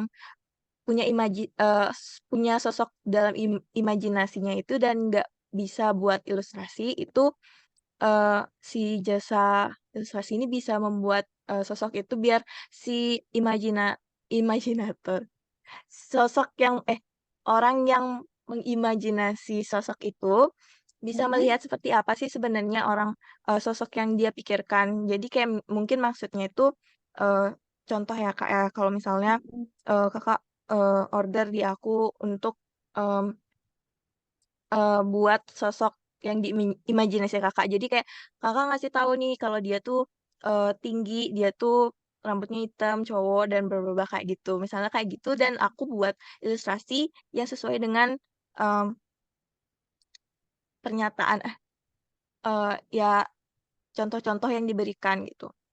Contohnya seperti itu sih Kak. Oke, jadi kamu mampu menggambarkan imajinasi saya dalam bentuk ilustrasi itu ya, dengan lebih mudah gitu ya. Nah, saya rasa juga mungkin itu akan lebih menjadi nilai plus nggak sih? Karena sejauh dari yang saya paham ya, nggak tahu teman-teman yang lainnya, coba kamu juga tanya sama teman-teman kamu, sama sekitar kamu, order by ilustrasi itu kan biasanya kayak mainstream ya, mungkin biasanya lebih kepada tolong dong gambarin cewek aku, misalnya kalau cowok ya, misalnya gambarin cowok aku, misalnya gambarin orang tua aku, misalnya gambarin em, kucing aku kayak gitu loh. Tapi kalau kamu mampu menggambarkan imajinasi gitu kan kayak menjadi kayak wow amazing banget gak sih, misal nih saya mau dong kamu gambarin saya kepalanya kucing badannya semisal ular kayak gitu kan, itu imajinasinya udah kayak out of the box kan kayak gitu, dan itu bisa menjadi, menurut saya bisa menjadi sebuah salah satu keunggulan yang mungkin itu tidak dimiliki orang lain ya, kalau menurut saya pribadi ya, karena kan saya juga bukan orang yang suka order ilustrasi, tapi kalau saya pribadi menggambarkan bagaimana cara menggambarkan imajinasi atau pemikiran orang di otaknya saat itu dalam sebuah gambar itu, kan kamu berarti harus kayak memadukan juga creativity kamu kan. Misal saya mau order kepalanya kucing, badannya ular, kan kamu nggak mungkin dong hanya menggambarkan kepalanya kucing aja terus kamu kasih lingkup itu langsung ular, kan enggak, tapi kamu juga bisa mengkembang itu dalam bentuk suasananya saat itu, misalnya lagi ada di air kayak gitu ya. Nah kan nggak nyambung antara darat sama air kayak gitu kan ya. Nah di situ kamu kenapa kok bisa mengkembang itu di air, padahal itu kepalanya kucing, badannya ular, karena itu bermakna seperti A, B, C, D. Nah, hal itulah yang kadang suka orang mungkin menjadi sebuah penilaian tertinggi dari dari dari apa? Dari kreativitas. Kayak gitu ya. Itu sih. Kembali lagi ya Mbak, dari perbedaan unique value proposition dan unfair advantage. Kalau dari Mbaknya sendiri tadi kan sempat dijelasin sama trainer ya, correct me when I'm wrong, kayak gitu kan. Itu tadi si trainernya menyampaikan bahwa penjelasan saya tadi terbalik ya, lebih kepada unique value itu di unfair advantage, yang unfair advantage itu ada di unique value, seperti itu. Mbak Janitra. Sebenarnya untuk seingat saya juga, mohon maaf kalau misalnya salah, mungkin teman-teman bisa ada koreksi juga. Minggu lalu itu kakaknya belum ada maksudnya ada ngejelasin tapi nggak semua. Jadi yang saya tadi kasih tahu itu saya cari tahu sendiri itu di Google. Eh, jadi saya pikirnya kayak gitu. Jadi unfair advantage itu Oh, yang lebih dalam gitu, sedangkan unique terus value yang itu yang unique. masih bisa dimiliki orang lain gitu. Oke. Tadi trainernya siapa? Bu Sofi, ya. Bu Sofi ya. Sempat beliau menjelaskan seperti apa, Mbak? Kalau untuk yang minggu lalu ya Kak, soalnya tadi belum ada ngejelasin soal business link canvas sih. Kalau untuk minggu lalu mungkin yang dijelasin itu problem, solution, unique value sebenarnya dijelasin tapi dalam bentuk contoh sih. Terus Itu aja sih ingat saya. Mungkin teman-teman ada yang mau koreksi juga. Oke. Coba kita tanya ke Mbak Arifah ya, gimana Mbak Arifah terkait kedua hal tersebut? Ada sempat mendengar penjelasan dari Bu Sofi? Kalau mendengar penjelasan sama sih kayak Kak Janitra enggak, cuman di sini saya juga nyari sumber lain. Boleh menambahkan Kak? Gimana tuh? Jadi sama sih tadi yang dijelaskan sama Kak Jenitra. Jadi kalau misalnya unique value proposition itu kayak secara luasnya gitu loh, bisa dikatakan begitu. Terus terkait unfair advantage itu kayak lebih spesifik. Boleh dicontohkan Kak? Oh iya, silakan. Jadi di sini contoh dari unique value proposition itu kayak dari saya kan ada kerupuk seblak ya. Jadi unique value itu memiliki banyak varian rasa dan kemasan. Nah, terus nanti advantage-nya itu saya di sini ada rasa kencur yang sangat kuat kayak gitu, Kak. Atau penambah jadi kayak gitu. Kalau sesuai yang saya baca sih kayak gitu, Kak. Oke. Oke, baik. Terima kasih ya Mbak Arifah. Baik. Nah ini tadi ya. Kadang saya juga bingung untuk literasi yang pernah saya baca itu adalah dari kedua ini kayak terbalik gitu ya. Tapi kalau dari beberapa literasi yang teman-teman baca, unique value proposition ada di unfair ada di unique value. Jadi nanti untuk unique value lebih kepada keunggulan yang lebih apa ya, keunggulan yang biasanya ada di tempat lain. Kalau unfair advantage lebih kepada keunikan yang tidak dimiliki oleh orang lain seperti itu ya. Jadi kita mungkin sama ratakan seperti itu aja kayak gitu agar lebih balance atas pendapat yang disampaikan kayak gitu. Karena kalau berbeda dari saya dan juga berbeda dari teman-teman kan nanti juga penilaiannya jadi kayak nggak ini ya, kayak nggak balance ya jadinya kok malah kepengenan saya sendiri seperti itu. Oke Mbak Sukma silakan, ada pendapat lain? Iya Kak, izin ya Kak sebelumnya. Ini tentang unique value sama unfairnya itu. Iya betul. Jadi sebelumnya itu saya pernah dapat materi Lean Canvas juga. Terus tapi dari pihak lain. Terus seingat saya itu berbeda antara unique value sama unfair itu yang paling mudah di yang sebelumnya kayak kalau kita bisnis grup sebab ya itu tadi unique value-nya kita punya berbagai macam rasa gitu. Nah untuk unfair itu lebih ke keunikan dari produk kita yang sulit untuk ditiru oleh gitu Kak. Oke, baik.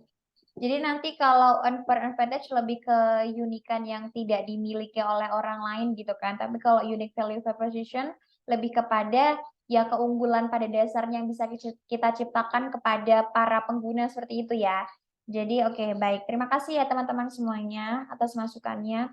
Oke, unique value proposition-nya dari Mbak Jenitra sudah sesuai. Untuk unfair advantage saya rasa tadi coba dipikirkan kembali ya Mbak ya, karena belum terlalu spesifikasi yang bisa mendeskripsikan terkait dengan keunikan yang bisa kamu ciptakan dibandingkan keunggulan yang bisa diberikan oleh orang lain seperti itu. Nah, mungkin dari tadi itu Mbak yang kamu mungkin bisa mendeskripsikan imajinasi seseorang yang kamu bisa rangkum dalam sebuah ilustrasi dan makna dari ilustrasi tersebut. Itu akan lebih amazing sih menurut aku. Karena kan saya sebagai pembuat ide dan kamu mampu mengcombine ide saya menjadi sebuah ilustrasi dan juga makna itu kan sangat bagus sekali ya, apalagi kalau hal itu diaplikasikan di dalam sebuah bisnis. Seperti itu ya Mbak Jenitra ya. Tapi kalau semisal Mbak Jenitra sendiri ada ide lain terkait, Mbak kayaknya keunikanku nggak itu deh, kayaknya yang lain ya. Why not kayak gitu, silahkan dicantumkan aja. Tapi kalau memiliki kualitas secara niat dan mengikuti request customer secara detail, itu kayaknya bakal diciptakan oleh semua pemilik jasa pembuat ilustrasi kayak gitu, Mbak. Karena ya mohon maaf nih, orang marketing itu akan selalu memberikan kalimat positif. Nah, kalimat positifnya itulah yang kadang menjadi pemanis kayak gitu kan. Pemanis yang bisa jadi itu dia berikan secara penuh dan juga bisa jadi dia hanya berikan 60%-nya aja, tapi untuk kalimat yang ada di unfair advantage ini saya rasa sudah pasti diaplikasikan di semua bisnis orang dalam pembuatan ilustrasi ya. Itu sebuah janji awal sih pastinya. Saya pasti deh yang niat gambar ini sesuai dengan keinginan kamu, sesuai dengan deadline, tak kerjain wes itu kayaknya udah pasti sih basicnya seperti itu. Tapi kalau kamu coba cari lagi terkait dengan lebih kepada pembuatan atau media atau lebih kepada apa ya pilihan. Tapi kalau pilihan juga udah ini sih udah kayak basic banget, lebih kepada media sih kalau mau dikembangkan media sama ya tadi value dari setiap hasil ilustrasi. Ada kebayang nggak Mbak Janitra? Aku malah kayak ngikut-ngikut mikir gitu, jadi kayak malah ikut mikir sama ngikut bingung apa ya kayak gitu. Mbak Janitra udah kepikir? Udah kebayang sih, udah dibantu juga dari kakak sih. Makasih Oke, kak. ya alhamdulillah sama-sama. Selanjutnya kita ke pertanyaan bagaimana menyusun cost structure dengan revenue stream ya. Ya Mbak Janitra? Benar. Oke, cost structure dengan revenue stream. Cost structure itu adalah biaya-biaya yang akan dikeluarkan kalau revenue stream itu adalah pendapatan yang akan diperoleh dari pelanggan, seperti itu. Nah, kalau cost structure-nya di sini, kertas dan pensil, oke, produksi print, oke, pentap. Kalau revenue stream itu variasi harga. Oh. Mbak Janitra, cost structure ini sebenarnya nggak perlu didetailing secara jelas terkait harganya berapa, tapi lebih kepada point of view-nya dari biaya-biayanya itu lebih ke apa aja sih, misalnya ya ini tadi udah bener sih, biaya bahannya ya, kertas dan pensilnya itu, kertasnya kan bahannya berarti kan, terus media untuk menggambarnya itu, terus produksi printnya itu, terus pentapnya, oke, sama biaya apa lagi? Misalnya ada biaya pemasaran, terus misalnya ada biaya advertising, terus misalnya ada biaya apa lagi? Misalnya kalau kamu punya karyawan, ya kamu tulis aja di situ biaya karyawan, kayak gitu kan. Kalau misalnya kamu butuh ada biaya, ternyata kamu pengen usahamu besar, ya kamu ada lengkap dong biayanya, malah ada biaya listrik, kayak gitu kan, biaya air, dan lain sebagainya. Jadi biaya-biaya yang kemungkinan akan kamu keluarkan dalam pengembangan ide bisnis itu. Seperti itu sih. Clear ya Mbak? Tapi nggak perlu kamu jelentrehno atau kamu apa namanya detailingkan terkait dengan biayanya berapa, karena itu kita bisa aplikasikan di dalam rangkuman biaya di Excel gitu kan ya, lebih detailingnya. Kalau di Lean Canvas sepertinya hanya poinnya aja apa aja yang bakal kamu keluarkan gitu ya. Kalau biasanya orang-orang pada dasarnya sih biayanya ya pasti kalau makanan kan bahan baku, terus peralatan untuk memasak, terus habis itu untuk apa namanya biaya promosi, periklanan gitu ya. Biaya promosi, terus misalnya biaya kurir mungkin, atau kalau kamu jualan di apa nama di stand-stand acara atau stand, kamu butuh stand ya berarti kamu butuh biaya pembuatan stand kayak gitu. Jadi di breakdown aja biaya-biaya yang bakal kamu keluarkan. Aman ya? Lalu biaya ini kamu kaitkan kalau bisa pada satu produk yang akan kamu aplikasikan, yang akan kamu jual. Semisal gini Mbak, Kalau ilustrasi itu kaitannya berarti kamu medianya kertas aja atau kamu juga kayak diaplikasikan di tempat lain mungkin Mbak kayak misal gelas atau apa gitu enggak kan?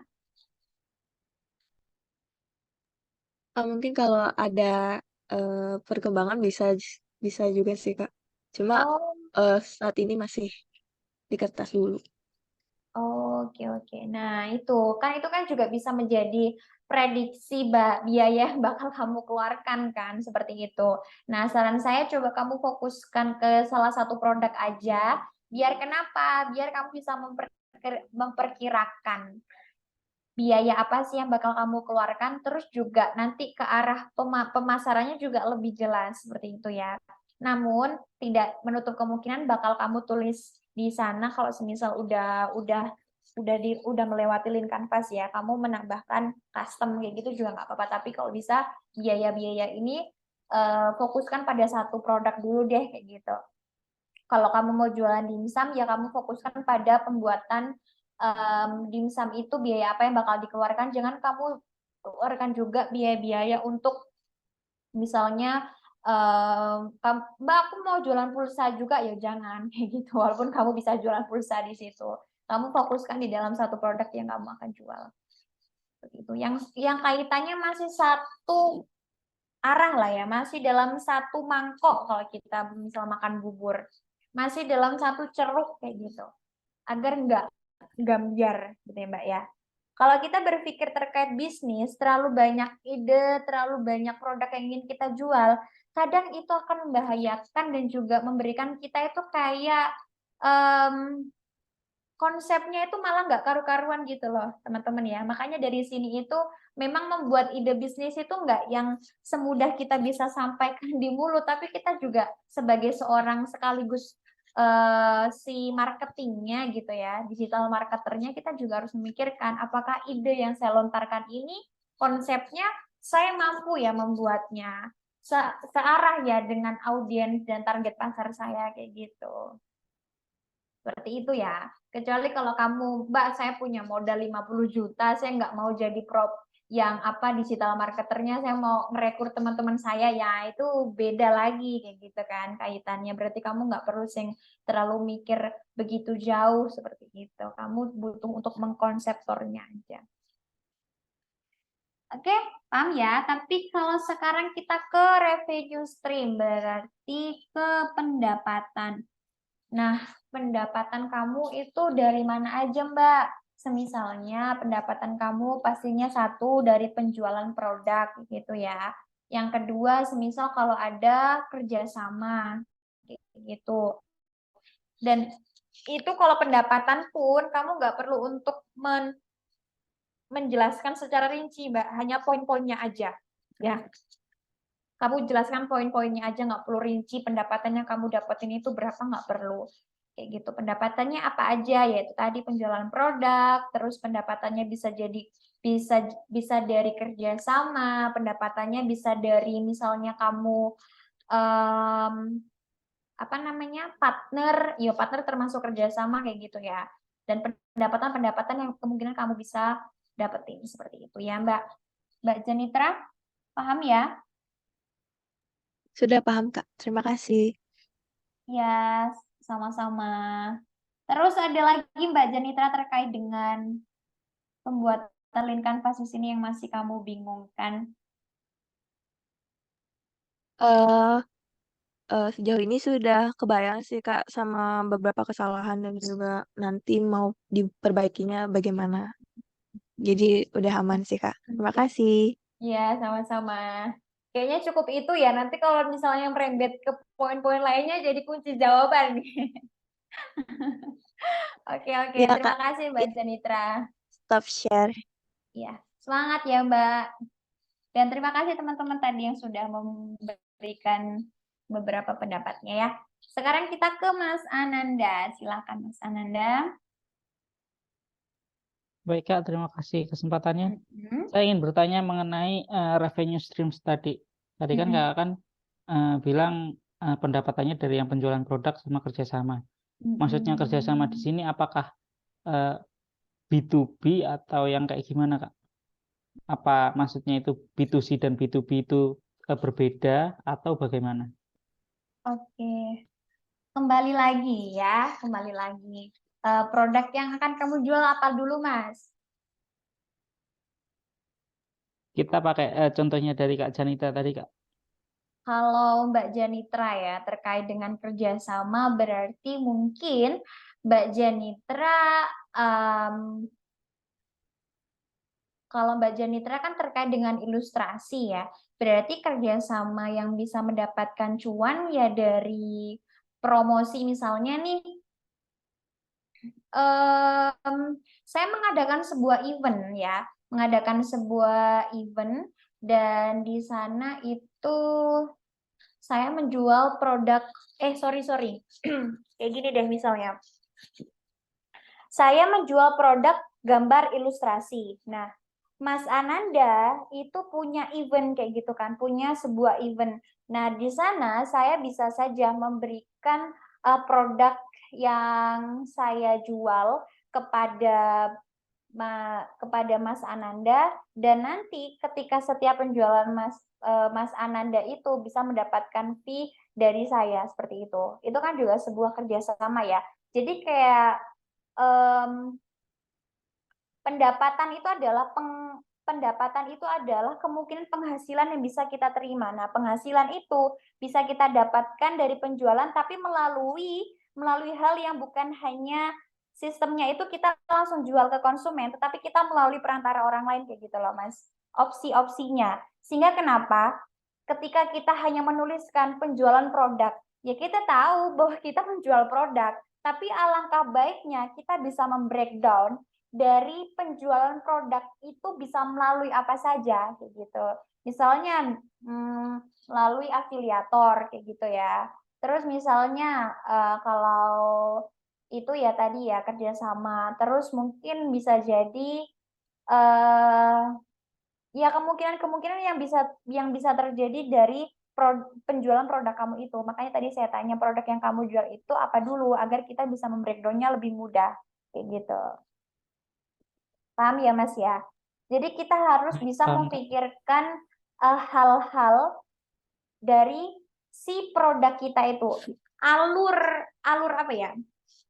Kalau kita bilang kan pasti kan ya tadi kita punya pemikiran terkait bagaimana sih produk kita ini bakal terjual laris sama orang. Nah, Lean Canvas ini kita luapkanlah dari hasil riset pasar kita kayak gitu. Agar kenapa? Ketika semisal produk ini bisa berhasil atau tidak berhasilnya, kita coba kembali deh membaca Lean Canvas kita. Ada nggak sih poin yang terlewat dari sistem promosi, produksi hingga hingga dari produksi, promosi hingga evaluasi. Ada nggak sih kekurangan dari konsep Lean Canvas kita yang belum teraplikasikan seperti itu? Makanya kita luapkan dulu, kita buat dulu nih, kita luapkan hasil riset kita di dalam Lean Canvas. Kok ternyata itu ada perubahan, ya kamu updating lagi Lean Canvas kamu menjadi versi ke 6 bulan setelahnya semisal, karena ternyata kamu sudah bisa memperkirakan tuh hal-hal apa aja. Tapi harapannya Lean Canvas yang kamu buat sekarang ini paling tidak hasil risetnya itu sudah penuh ya. Maksudnya kayak riset kamu itu kalau kaitannya kamu misalnya mau jual kacamata, saya mau jual kacamata. Kacamatanya saya nggak usah jauh-jauh deh, saya lingkupnya Jawa Timur dulu. Nah, ketika saya bahasnya Jawa Timur, kacamata ini bisa digunakan untuk cewek dan cowok. Saya tahu kompetitor penjual kacamata di Jawa Timur itu siapa saja. Secara tidak langsung ketika kamu sudah punya database atau kamu sudah memperkirakan kompetitor kamu siapa aja, paling tidak kamu sudah tahu si penjual itu kamu udah jual produk apa saja. Biasanya sistem promosi dia seperti apa, media sosialnya seperti apa, konten-konten promosinya seperti apa, harganya berapa, kayak gitu kan. Sehingga kamu bakal akan lebih mudah tuh kembali lagi lah ke problem tadi ya, ke problem dari teman-teman si calon konsumen itu tadi kayak gitu. Menciptakan, memberikan solusi yang kita yang kita bisa berikan kepada calon konsumen yang tidak didapatkan dari orang lain. Wah, berat banget ya teman-teman pembahasan kita malam hari ini. Kayak aku juga ikut berpikir gitu loh, karena saya juga seorang marketing, saya tidak bisa memberikan obrolan ini semata kepada kalian, tapi juga saya harus mampu mengimplementasikan hal ini kepada diri saya juga, kayak gitu. Karena menjadi sebuah kemaluan sendiri kepada saya ketika saya bisa menyampaikan, tapi saya tidak bisa mengembangkan, kayak gitu kan. Makanya dari sini teman-teman, kemarin saya juga sempat just information aja ya. Saya mencoba untuk berusaha, saya juga beberapa kali sudah berusaha menjual produk, namun kaitannya untuk mengimplementasikan digital marketing ini masih baru-baru. Nah, semoga hal ini juga bisa membawa kebaikan buat saya pribadi dengan adanya pengimplementasian digital marketing seperti itu. Karena sangat sayang sekali saya sudah punya ilmunya, saya bisa ngomong tapi saya tidak mendapatkan cuan ya Mas Mbak, kayak gitu kan. Kayak bullshit banget sih Mbak kamu ngomong kayak gini, kayak gitu kan ya. Makanya kita sama-sama berjuang buat kita bisa mendapatkan cuan gitu ya, dengan berjualan dan tidak bergantung sama bos. Gitu. Ada pertanyaan lagi Mas Ananda? Cukup, Mas, Kak. sudah cukup jelas ya. Terus ada lagi pertanyaan teman-teman? Kalau enggak, saya coba menyampaikan terkait dengan ini teman-teman, customer segment gitu ya. Saya sampaikan berkali-kali ke teman-teman semua bahwa jangan sampai saya melihat jawaban teman-teman customer segmentnya terlalu luas. Semisal, customer segmentnya laki-laki dan perempuan. Terus apa namanya, dia berumur 13 sampai 50 tahun kayak gitu.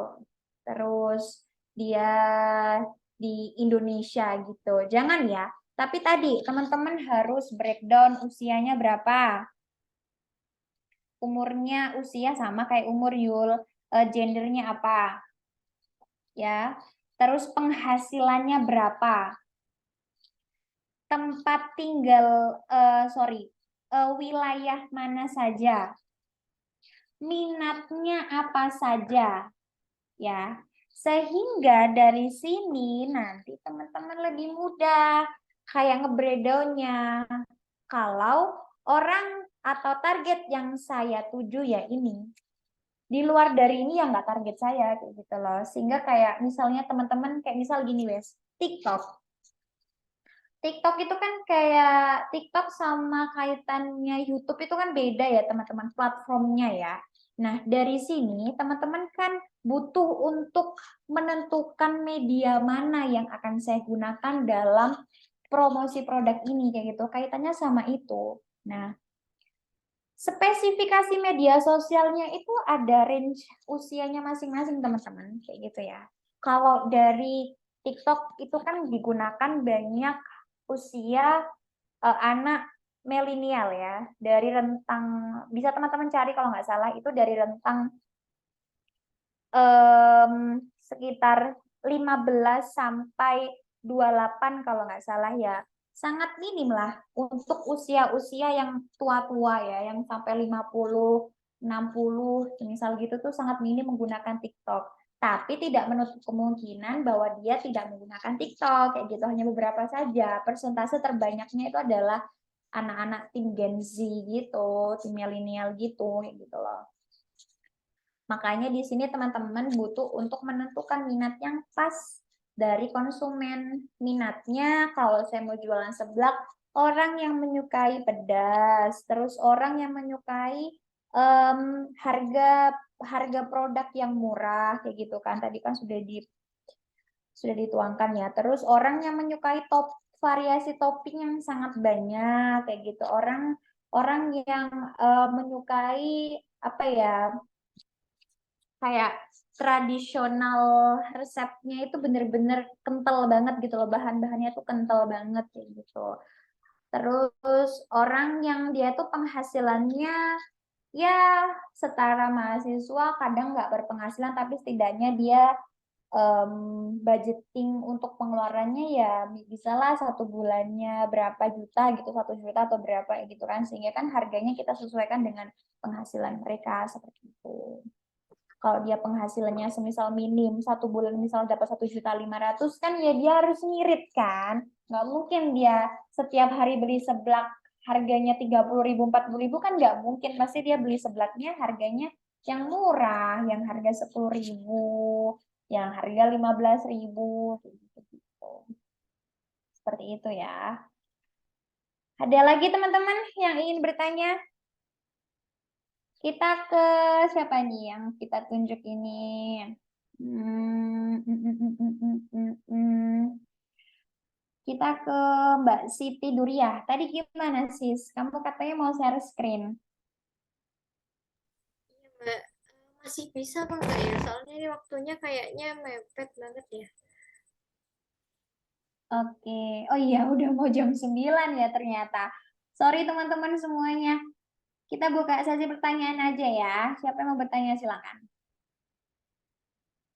Aku ngomong sampai nggak melihat waktu. Astagfirullah, sorry ya guys. Ternyata sudah mau jam 9. Kak izin bertanya, terkait dengan ide usaha yang dijual, beberapa produk yang relevansinya masih sama, apakah bisa misalnya menjual rempeyek dan keripik, yang mana kedua hal itu masih dikategorikan makanan ringan?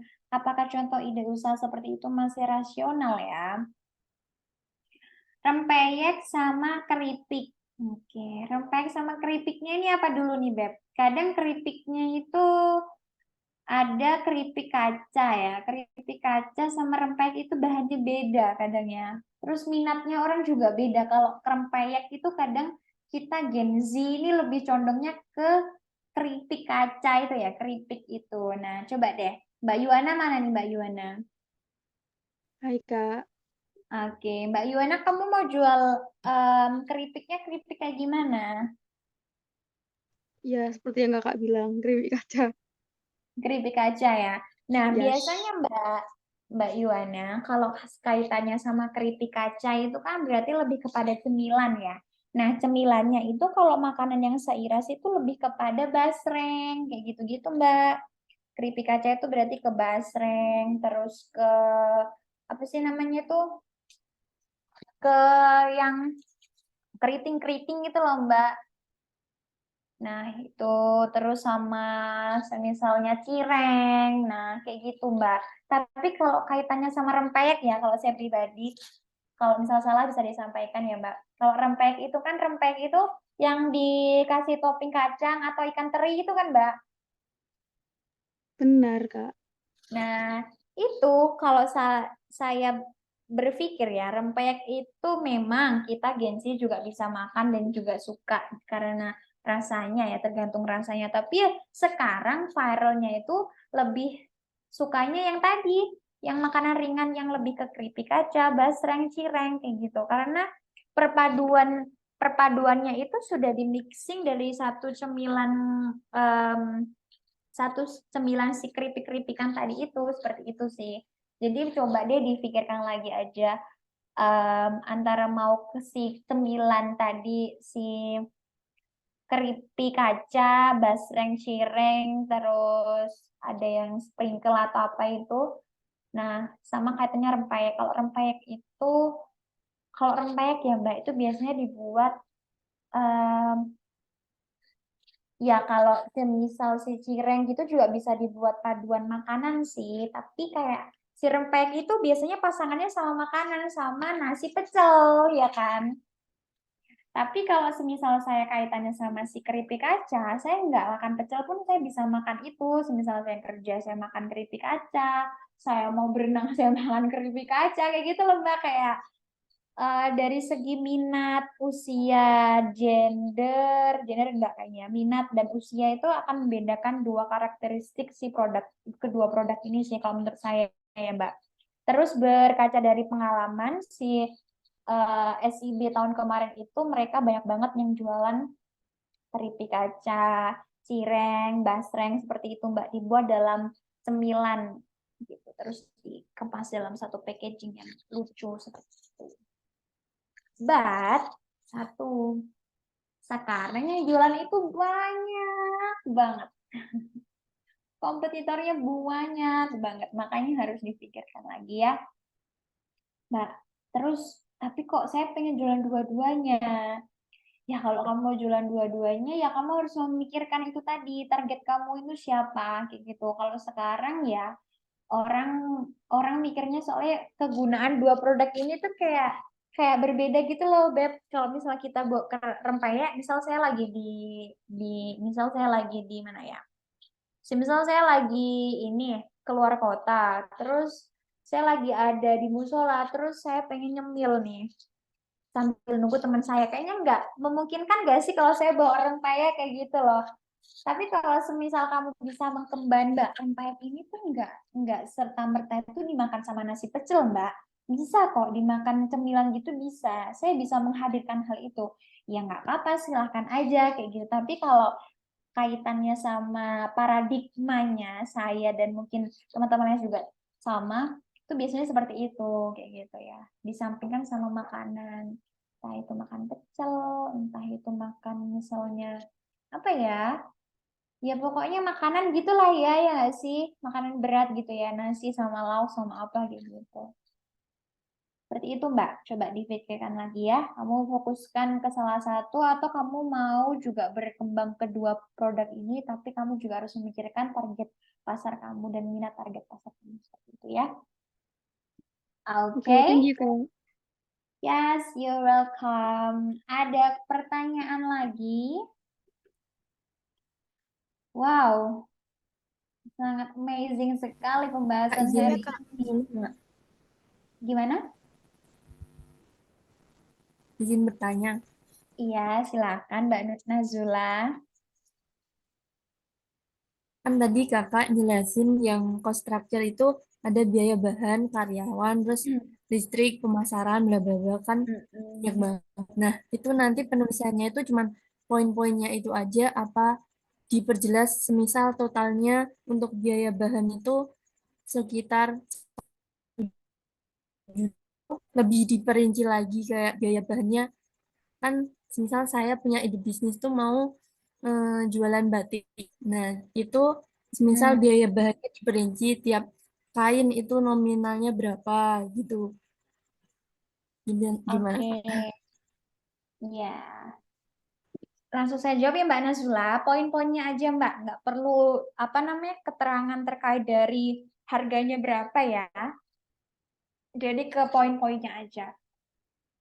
Misalnya biaya bahan baku, terus biaya catnya mungkin, pewarnanya, terus mungkin biaya beli alatnya, terus biaya karyawan mungkin, biaya listrik mungkin, kayak gitu ya. Terus biaya pemasaran, of course ya, biaya pemasaran itu pasti ada sih ya, rata di setiap link kanvas. Karena kita biaya pemasaran kan, ya walaupun kita pakai media sosial pun kan juga butuh paketan ya kan, Say, seperti itu ya. Apalagi kalau kita mau merambat ke periklanan kan juga kita butuh biaya periklanan ya, Say, seperti itu. Jadi seperti itu, poin-poinnya aja. Ya, nggak perlu keterangan harganya berapa. Maksudnya biaya yang harus dikeluarkan itu berapa. Clear? Oke Kak, makasih Kak. Sama-sama. Iya. Ya, ada yang mau ditanyakan lagi? Saya izin bertanya, Kak. Ya, silakan. Cantik. Gimana? Saya kan sudah punya usaha buket dan sudah berjalan beberapa bulan kolaborasi sama teman saya.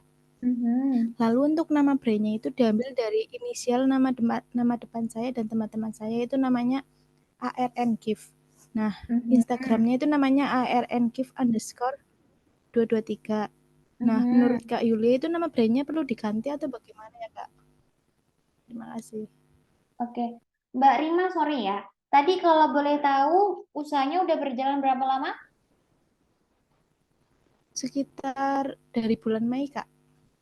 Mei, sekarang Agustus, Mei, Juni, Juli, Agustus. Ya, sekitar 3 bulan lebih lah ya. 3 bulan. Followernya berapa, Mbak? 111. 111. Sudah menghasilkan berapa? Sekitar 10 lebih Phuket kalau tidak salah. 10 lebih. Oke. Kalau kita lihat dari segi follower sama penghasilan atau jumlah konsumen yang sudah pernah membeli produk kita sebenarnya masih relatif pendek ya Mbak ya. Maksudnya kalau rendah lah ya kaitannya ya. Kayak gitu. Tapi kalau saya rasa ini kaitannya nanti sama ini teman-teman keyword ya. Kata kunci yang akan kita cantumkan di dalam sebuah bisnis kita. Tadi kan namanya R&D, ARN, Kak. oh ARN, sorry, ARN, give. Nah, kalau kayak gini Mbak, tidak bisa saya jawab secara menurut proposisi saya, tapi saya harus melihat dulu. Orang kalau beli buket itu nyarinya di Google itu apa sih? Nah, kita nanti muncul di sana. Misal ya, ini saya share screen-nya. Bentar. Karena hal ini akan mempengaruhi untuk penjualan kita, makanya kita harus tahu nih, si buket ini nanti dijualnya sama siapa aja, seperti itu. Buat ya. Nah, misalnya kita buka di Shopee, Mbak.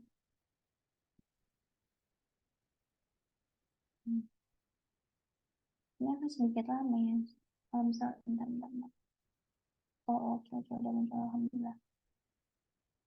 Nah,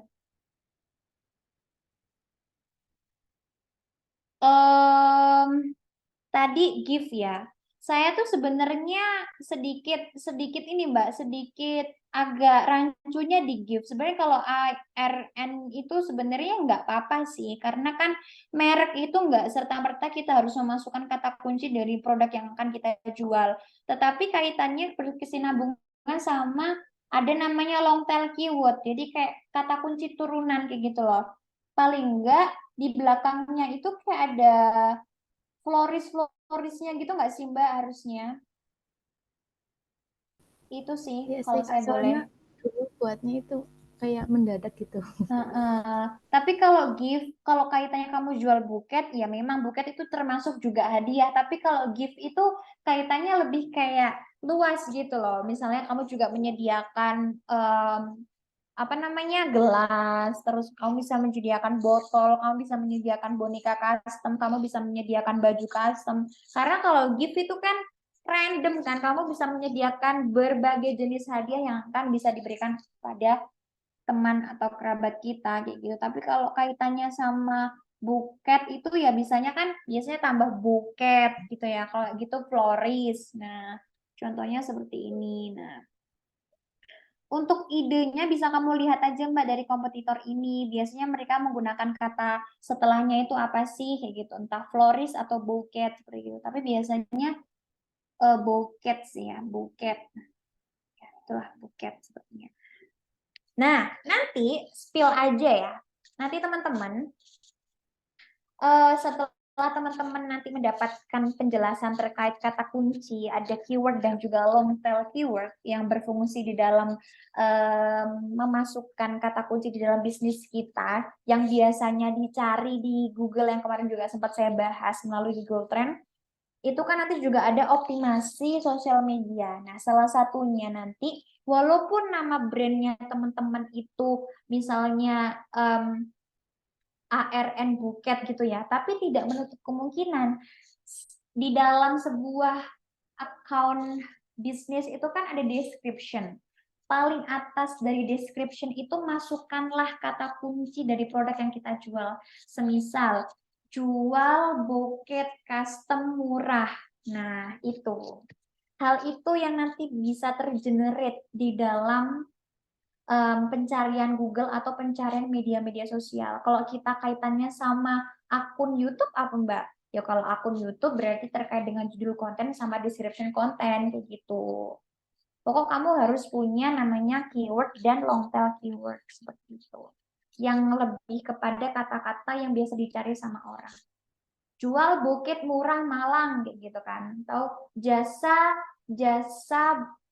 pembuat kepanjangan. Jasa atau gimana?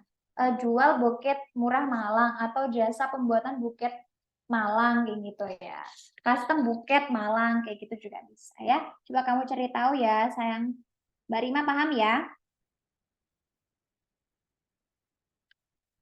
Oke. Paham, Kak. Terima kasih. Ya, sama-sama. Oke. Teman-teman ada yang mau ditanyakan lagi? Sepertinya sudah jam 9 lebih nih. Ada yang mau ditanyakan lagi? Aku, Kak. Halo, Siapa? nanya, Kak. Ya, last question ya. Ya, silakan. Oke, Mbak. Pada poin channel sendiri itu kan itu cara untuk mendapatkan segmen dari pelanggan itu ya. Tadi kan waktu punyanya Mbak siapa ya? Tadi yang ditulisnya itu kan kayak website, media sosial gitu. Kalau dari lane bisnis aku ini kan memungkinkan kalau aku melakukan dengan cara offline. Kalau misal channelnya itu nggak cuma itu, terus aku kasih kayak misal sosialisasi gitu gimana Mbak? Nggak apa-apa, sangat memungkinkan sekali itu, Mbak. Nggak apa-apa. Ya, semakin banyak media atau tempat yang kamu utarakan di situ akan memungkinkan sekali buat kamu mengembangkan ide bisnis kamu itu menjadi lebih apa ya, lebih bisa cepat dijangkau oleh orang kayak gitu. Tapi tanda kutip, kamu jangan hanya bisa menulis, tapi kamu juga mampu untuk bagaimana ya pengimplementasiannya nanti. Kamu sudah terpikirkan konsepnya di otak gitu ya. Jadi nggak apa-apa. Lebih dari itu nggak apa-apa. Yang penting kamu mampu dan memiliki kayak apa ya, pemikiran ke depannya itu bakal seperti ini loh Mbak, kayak gitu. Kenapa saya adakan sosialisasi? Biar orang tuh tahu produk saya kayak gitu. Jadi nggak hanya lewat media sosial saja, tapi saya berikan ruang untuk mereka atau ruang buat saya untuk share brand awareness kayak gitu. Ya, clear ya? Oke? Thank you very much buat mentoring hari ini. Terima kasih sekali atas literasi baru yang bisa teman-teman sampaikan kepada saya. Mohon maaf apabila misal saya ada kesalahan dalam menyampaikan. Karena semuanya kita di sini manusia ya teman-teman, pastinya ada kesalahan kayak gitu ya. Saya sangat senang sekali dan sangat bersyukur apabila teman-teman memberikan penilaian kepada saya. Dan akan saya menjadikan sebagai pengembangan diri saya untuk lebih baik lagi dan bisa menularkan ilmu-ilmu kepada teman-teman semuanya ya. Terima kasih, kita tutup mentoring pada malam hari dengan berdoa bersama menurut agama dan kepercayaan kita masing-masing. Berdoa dipersilakan.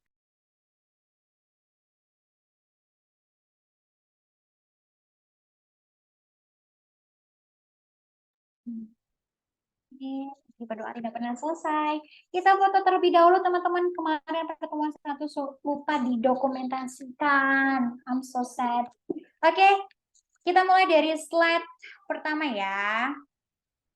Nah, ini mulai nih. Kalau ada bunyi-bunyi kita foto dulu pasti pada on cam semuanya. Oke, saya hitung 1, 2, 3. Senyum semuanya, guys. Oke, nice. Slide kedua, senyum semuanya. Yuk, pose cantik dan gantengnya yuk. 1, 2, 3. Mantap sekali. Oke, slide ketiga, guys. Please buat Marcel Gabriel on cam. Cici Tania mukanya dinyampain ya. 1, 2, 3. Oke, thank you guys.